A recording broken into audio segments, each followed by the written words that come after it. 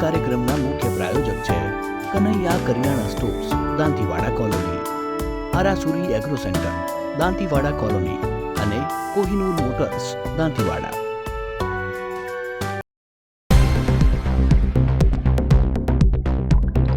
આ જગ્યા આસ્થા સાથે જોડાયેલી છે.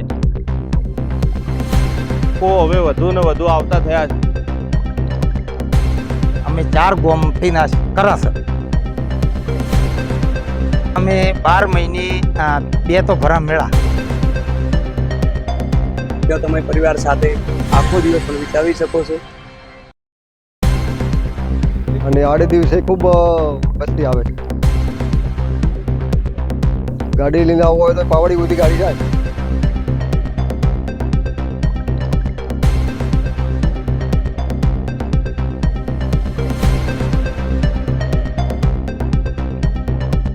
પ્રકૃતિના ખોળે 4 ગામ વચ્ચેનું એક એવું ધાર્મિક સ્થાન કે જ્યાં ચોમાસા દરમિયાન અનેક લોકો દર્શન કરવા અને ફરવા પહોંચી રહ્યા છે. નમસ્કાર, હું પ્રવીણ ચૌધરી. જો તમને પણ વનરાજી પસંદ હોય, પ્રકૃતિ પસંદ હોય તો આ સ્થળ તમારી માટે એકદમ સુરક્ષિત છે, જ્યાં તમે પરિવાર સાથે આરામથી ફરવા જઈ શકો છો. આજનો મારો આ એપિસોડ તમને આ સ્થળથી પરિચિત કરાવશે. ઉચ્ચ ગુણવત્તાવાળું અને વ્યાજબી ભાવનું કરિયાણું ખરીદવા માટેનું વિશ્વાસપાત્ર સ્થળ એટલે કનૈયા કરિયાણા સ્ટોર્સ. જો તમે પણ શ્રેષ્ઠ કરિયાણું ખરીદી કરવા માંગો છો તો આજે જ કનૈયા કરિયાણા સ્ટોર્સની મુલાકાત લો. એડ્રેસ છે મહાદેવ શોપિંગ સેન્ટરની બાજુમાં, દાંતીવાડા કોલોની.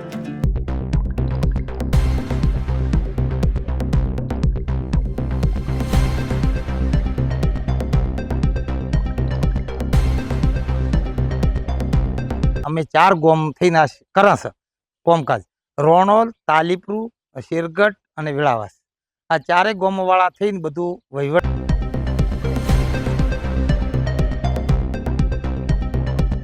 પ્રકૃતિના ખોળે અને ચારેકોર લીલોતરીથી ઢંકાયેલો આ પહાડ એટલે રાણીટોક, જે જસોર અભયારણ્યનો એક ભાગ છે. આ પહાડ ધાર્મિક સ્થાન સાથે સાથે લોકો માટે ફરવાનું એક શ્રેષ્ઠ સ્થાન બન્યો છે. અહીં અનેક લોકો દર્શન કરવા અને ચોમાસા દરમિયાન ફરવા પહોંચી રહ્યા છે. લોકો આ જગ્યાને ફરવા માટે એક સુરક્ષિત સ્થાન માની રહ્યા છે. દાંતીવાડા તાલુકાનું એક ફરવાલાયક સ્થળ હોય તો એક રાણીટોક છે. ત્યાં મહાદેવનું પુરાતન જૂનું પ્રાચીન મંદિર આવેલું છે. તમારે પરિવાર સાથે આવીને પ્રકૃતિની મજા માણવી હોય તો સારામાં સારી જગ્યા છે. ત્યાં તમે પરિવાર સાથે આખો દિવસ પણ વિતાવી શકો છો. ત્યાં કુદરતી ઝરણાઓ પણ ચાલુ છે અને તમે એકદમ આનંદથી સોંજ સુધી ત્યાં રહી શકો. તમે સાંજે પણ તમને જવાનું મન થાય. જો તમે પણ અહીં ફરવા જવાનું વિચારો છો તો તમારું વાહન લઈ છેક પહાડ સુધી પહોંચી શકો છો. અહીંનો પાકો ડામર રોડ જે તમારું વાહન સુરક્ષિત રીતે પહાડ સુધી પહોંચાડવામાં મદદ કરે છે. રાણીટોક મહાદેવ, અમરેશ્વર મહાદેવ જોવાલાયક સ્થળ છે અને શ્રાવણ મહિનામાં દર સોમવારે વસ્તી ખૂબ આવે છે અને આડે દિવસે ખૂબ વસ્તી આવે. જવા માટે પાવડીઓ મૂકેલી છે અને જૂનો રસ્તો છે બાજુમાં સાઈડમાં. ગાડી લઈને આવવું હોય તો પાવડી બધી ગાડી જાય. હા, કમ્પ્લીટ. એ રણોલથી દવરાય. હા, હું અમારે તાલીનગરથી કાચો રસ્તો થોડો, એ પાકો પાવડી સુધી ડોમર રોડ. દાંતીવાડા તાલુકાના રાણોલ ગામ પાસે આવેલા આ રાણીટોક પહાડ પર મહાદેવ અને મહાકાળી માતાજીના સાનિધ્યમાં પહોંચવા અહીં આવતા શ્રદ્ધાળુઓએ અનેક પગથિયા પહાડ પર ચડવા પડે છે, જે બાદ પહાડ પર આવેલી એક પૌરાણિક જગ્યામાં પહોંચી શકાય છે. અહીં પહાડ પર ચડ્યા પછી તો અહીંની વાત જ કંઈક અલગ છે. જ્યાં નજર પહોંચે ત્યાં હરિયાળી જ હરિયાળી નજરે પડે છે. તમે પણ તમારી મુસાફરીને ઝડપી બનાવો હીરો બાઇક સાથે શાનદાર દેખાવ અને રિવેલ્યુએશનમાં અવ્વલ. તો આજે જ હીરો કંપનીના બાઇકને તમારા સપનાનું મોટરસાઇકલ બનાવો. નવું બાઇક ખરીદવા મુલાકાત લો કોહિનૂર મોટર્સની. એડ્રેસ છે Ganpati shopping centre, Dantiwada police મથકની બાજુમાં, દાંતીવાડા 3 રસ્તા.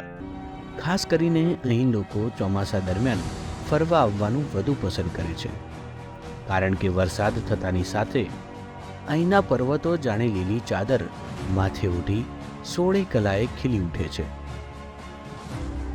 નિહાળો આ ડ્રોન કેમેરાથી લીધેલા દ્રશ્યોને. વરસાદ થતાની સાથે અહીં પહાડોમાંથી નીકળતા અને ખળખળ અવાજ સાથે વહેતા આ પાણીના ઝરણા જાણે અહીં ફરવા આવતા અનેક લોકોના મન મોહી આકર્ષણનું કેન્દ્ર બન્યા હોય તેવું લાગે છે. આ જગ્યા રાણીટોક તરીકે ઓળખાય છે. દાંતીવાડાથી લગભગ 12 કિલોમીટરના અંતરે રાણોલ ગામમાં જોડે આવેલી છે. અહીંયા સરસ મજાનો પહાડ છે, કુદરતી સંપદાઓથી ભરેલી જગ્યા છે, સરસ મજાના આવા ઝરણા પણ છે ને અહીંયા મા ભગવતીના બેસણા, મા કાળીના બેસણા, શંકર ભગવાનના આંબળેશ્વર મહાદેવનું મંદિર છે. એટલે ધાર્મિક અને મેડિટેશન બંનેનો અહીંયા સરસ મજાનો સમન્વય છે. એટલે પબ્લિક બહુ આવે છે, બહુ જોવા જેવી જગ્યા છે. એકવાર આવવું જોઈએ, દર્શન કરવા જોઈએ. સારો એવો વિકાસ પણ થઈ રહ્યો છે. દિવસ દરમિયાન અનેક લોકો અહીં પાણીમાં નહાતા જોવા મળે છે. ઝરણામાં સ્નાન કરતા આ નાના બાળકો જાણે કુદરતના ખોળે અનંત આનંદની અનુભૂતિ લઈ રહ્યા હોય તેવી ઉછળકૂદ સાથે એવા પાણીમાં નહાતા જોવા મળે છે. અમે 12 મહિને 2 તો ભરા મેળા અને 3 હવન કરે છે અને બીજા કોઈ આવતા જતા હવનું તો ઘણાય કરે છે. આવતા જતા માણસો ખૂબ કરે હવન અને અમે 3 કરે. મેળા ક્યારથી ભરો? મેળા એક ભરાય 11 નો ઓમલેશ્વરી. કેટલો સમયથી ભરો? આ તો વર્ષોથી કોઈ કેટલાય વર્ષથી ભરો. પહેલા જે મેળો ભરાતો હતો એ ને અત્યારે મેળો ભરાય એમાં બદલાવ શું છે? હાલ તો બદલાવ વસ્તીનો પાર જ રહેતો હોય. તો આ ઉમણા હતા ને તે 30 તો પોલીસવાળા હતા અને 7-8 જણી બેનું હતી. બદલાવનો તો વાત છોડો ઠેઠ 1 કિલોમીટર તો લેણ લાગે છે આજને, અને બદલાવનો તો કોઈ પાર જ નથી. અહીં વર્ષ દરમિયાન 2 વખત લોકમેળો ભરાય છે, જ્યાં મોટી સંખ્યામાં લોકો પહોંચે છે. અત્યારે આ જગ્યાને જો ટુરિઝમ તરીકે વિકસાવવામાં આવે તો આ જગ્યામાંથી ખૂબ જ તેઓ ઉપર બાંધકામ કરવું જોઈએ, કોઈ ધર્મશાળા બનાવવી જોઈએ અને જો ઝૂલાની સગવડ હોય તો ઘરડા પણ ઉપર ચડી શકે અને આ જગ્યા સારી રીતે ડેવલપ થાય તો ટુરિઝમ તરીકે પણ વિકસાવવામાં આવે તો અમારે આ મોટી આપણે જેમ સુધા માતા, અહીંયા મહાકાળી માતા, જે પાવાગઢ, આવો ને આવો આ જગ્યા ખૂબ જ એકદમ સુંદર છે અને જે મહાદેવનો ખૂબ જ મહિમા છે આ જગ્યાનો.